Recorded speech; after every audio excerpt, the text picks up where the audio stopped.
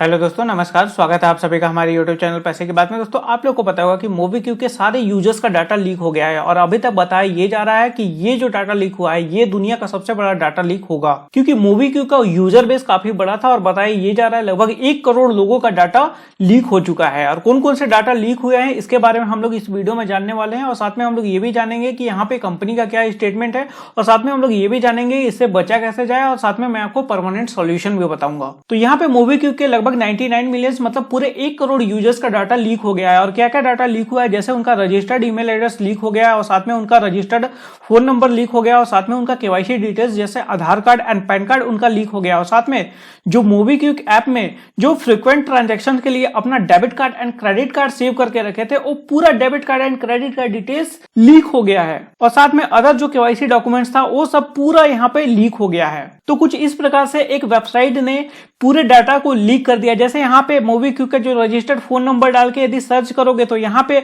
उनका QR code वगैरह, उनका फोटो, उनका पैन कार्ड, उनका आधार कार्ड वगैरह पूरा डिटेल्स यहाँ पे शो होने लगेगा और साथ में उनका पासवर्ड क्या था, उनका रजिस्टर्ड ईमेल एड्रेस क्या था, उनका रजिस्टर्ड फोन नंबर, तो फोन नंबर से आपने सर्च किया तो वो भी यहाँ पे डाटा और साथ में कस्टमर का नेम, एड्रेस और साथ में पूरा जीपीएस लोकेशन, फोन डिटेल्स और बैंक का कार्ड्स वगैरह, जैसे कार्ड का नंबर, एक्सपायरी डेट, कार्ड में कार्ड होल्डर्स का नाम वगैरह पूरा यहाँ पे लीक हो गया है। और ये जो लीक हुआ है ये एपीआई के थ्रू लीक नहीं हुआ है, मतलब मोबीक्विक के सर्वर से उठा के ये लीक नहीं कर रहा है ये वेबसाइट। ये इन्होंने जो हैकर्स हैं इन्होंने 8 टीबी का पूरा डाटा ही डाउनलोड करके रख लिया और इनको सेल कर रहा है और इसको हटाने के लिए इन्होंने 4 से 5 बिटकॉइन का भी डिमांड किया था। और इस लीक के बाद में मोबीक्विक ने क्या कहा है, मोबीक्विक ने कहा है कि हमारे तरफ से कोई भी लीक नहीं हुआ है और कोई भी प्रूफ नहीं हुआ है कि ये डाटा मोबीक्विक का था, लेकिन जो यूजर्स यहाँ पे सर्च कर रहे थे, मतलब जो डार्क वेब में जाके सर्च कर रहे थे, वो जब अपना मोबाइल नंबर डालते थे तो उनका रजिस्टर्ड ईमेल एड्रेस ऑटोमेटिकली वहां पे शो होने लगता था। तो इसका मतलब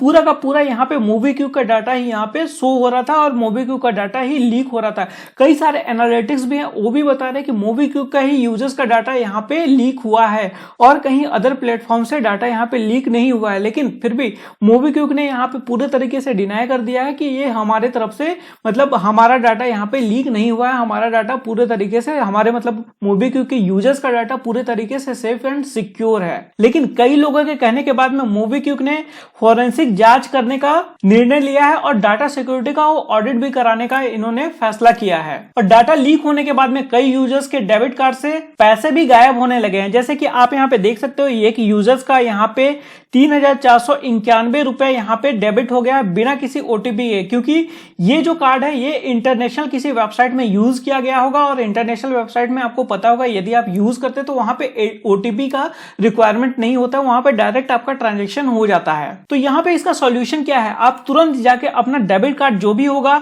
आप उसको ऑफ कर दीजिए और खास करके जो आपका इंटरनेशनल ट्रांजेक्शन होगा उसको आप जरूर जाके यहाँ पे ऑफ कर दीजिए, चाहे आपका किसी भी बैंक का डेबिट कार्ड क्यों ना हो। इसके बाद में आप उस डेबिट कार्ड को या फिर जो भी आपका क्रेडिट कार्ड वहां पे सेव था उस पूरे डेबिट कार्ड को या फिर क्रेडिट कार्ड को आप ब्लॉक कर दीजिए और नया रिप्लेसमेंट करके आप नया डेबिट कार्ड या फिर क्रेडिट कार्ड ले लीजिए। मान लो आपने ज्यादा अपना डेबिट कार्ड या फिर क्रेडिट कार्ड वहां पे सेव करके रखा होगा तो कुछ को अभी ब्लॉक कर दीजिए और कुछ को धीरे धीरे करके वहां पे ब्लॉक कर दीजिए और उसको रिप्लेस करा लीजिए। लेकिन अभी के डेट में अभी मतलब फिलहाल में अभी अपने डेबिट कार्ड को ऑफ करके ही रखिए, कुछ दिन तक, लगभग 5 से 6 दिन तक अभी ऑफ करके ही रखिए और जब आपको ट्रांजेक्शन करना होगा तो आप उसको इनेबल कर लीजिएगा और वैसे तो आप ब्लॉक ही कर दीजिए या फिर उसको रिप्लेस करा लीजिए। देखो, जो इस तरीके का जो डाटा लीक्स है वो आए दिन होते आ रहा है। जो नए नए स्टार्टअप्स आ रहे हैं उनका यहाँ पे डाटा को टारगेट किया जा रहा है। इसका एक रीजन भी है, कई एनालिटिक्स बोलते हैं कि स्टार्टअप्स अपना डाटा को माइग्रेट करके नहीं रखते, मतलब अलग अलग सर्वर में अपने डाटा को स्टोर करके नहीं रखते, वो एक ही जगह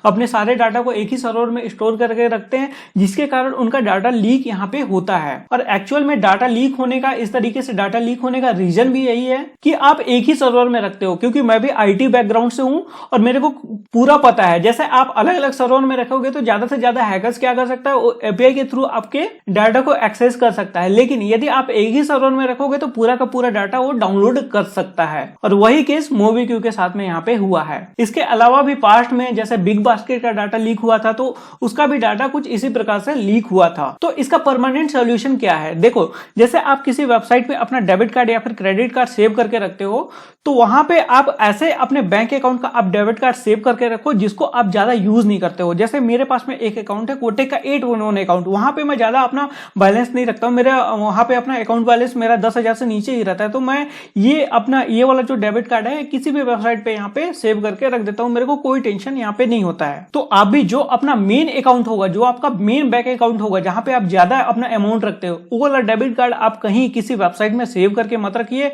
यदि आपको ट्रांजेक्शन करना है, और वैसे तो उस डेबिट कार्ड को आप ऑफ करके ही रखिए, जब आपको ट्रांजेक्शन करना होगा उस टाइम आप उस डेबिट कार्ड के डिटेल्स डालिए और ट्रांजेक्शन करके इसके बाद फिर से उसको ऑफ कर लीजिए, ये ज्यादा सेफ तरीका है। और वैसे यदि आपको सेव करके रखना है तो आप कोटक 811 या फिर अदर जैसे कोई पेमेंट बैंक वाला जो डेबिट कार्ड वगैरह रहता है उसको आप सेव करके रख सकते हैं। उसके अलावा जैसे मैं क्रेडिट कार्ड यूज करता हूं, तो क्रेडिट कार्ड भी मैंने कोटक 811 वाला 15,000 का फिक्स डिपॉजिट करके ले रखा है, और इसको मैं किसी भी वेबसाइट या फिर किसी भी वॉलेट वगैरह में यहाँ पे सेव करके रखता हूँ, क्योंकि 15,000 में यहाँ पे मेरे को 12,000 का लिमिट मिला है, और यदि कुछ इससे फ्रॉड भी होता है तो मेरे को कुछ ज्यादा यहाँ पे अखरेगा नहीं, और साथ में मैं डे टू डे यूज के लिए भी इसको यूज करता हूँ। और पेटीएम पेमेंट बैंक तो बेस्ट है ही, आप यहाँ पे इसका भी डिजिटल डेबिट कार्ड को यूज कर सकते हैं, और साथ में आप फिजिकल डेबिट कार्ड भी इसका मंगा सकते हो, तो आप इसको भी यूज कर सकते हो। तो अपने मेन अकाउंट का यहाँ पे डेबिट कार्ड आप यूज मत करिए। और रही बात जो आपका इस तरीके का केवाईसी लीक का है, तो इसका कोई सोल्यूशन नहीं है। आपको यदि पर्टिकुलर किसी वैलेट को यूज करना होगा तो आपको वहां पे